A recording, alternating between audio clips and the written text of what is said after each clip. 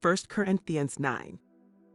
Am I not free? Am I not an apostle? Have I not seen Jesus our Lord? Are you not the result of my work in the Lord? Even though I may not be an apostle to others, surely I am to you, for you are the seal of my apostleship in the Lord. This is my defense to those who sit in judgment on me. Don't we have the right to food and drink? Don't we have the right to take a believing wife along with us, as do the other apostles and the Lord's brothers and Cephas? Or is it only I and Barnabas who lack the right to not work for a living? Who serves as a soldier at his own expense? Who plants a vineyard and does not eat its grapes? Who tends a flock and does not drink the milk? Do I say this merely on human authority? Doesn't the law say the same thing?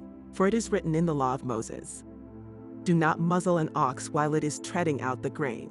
Is it about oxen that God is concerned? Surely he says this for us, doesn't he? Yes, this was written for us, because whoever plows and threshes should be able to do so in the hope of sharing in the harvest. If we have sown spiritual seed among you, is it too much if we reap a material harvest from you? If others have this right of support from you, shouldn't we have it all the more? But we did not use this right. On the contrary, we put up with anything rather than hinder the gospel of Christ.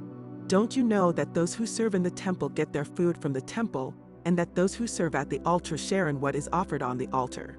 In the same way, the Lord has commanded that those who preach the gospel should receive their living from the gospel.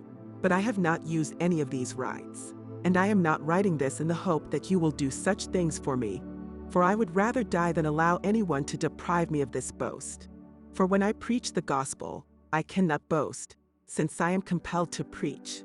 Woe to me if I do not preach the gospel. If I preach voluntarily, I have reward.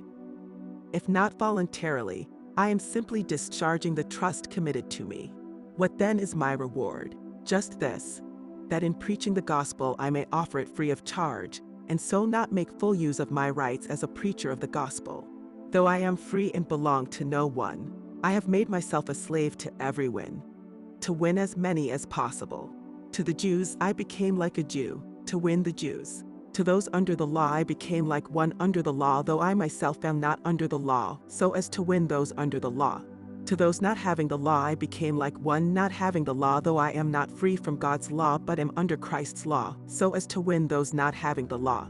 To the weak I became weak, to win the weak. I have become all things to all people, so that by all possible means I might save some. I do all this for the sake of the gospel, that I may share in its blessings. Do you not know that in a race all the runners run, but only one gets the prize? Run in such a way as to get the prize. Everyone who competes in the games goes into strict training. They do it to get a crown that will not last, but we do it to get a crown that will last forever. Therefore I do not run like someone running aimlessly. I do not fight like a boxer beating the air. No, I strike a blow to my body and make it my slave, so that after I have preached to others, I myself will not be disqualified for the prize.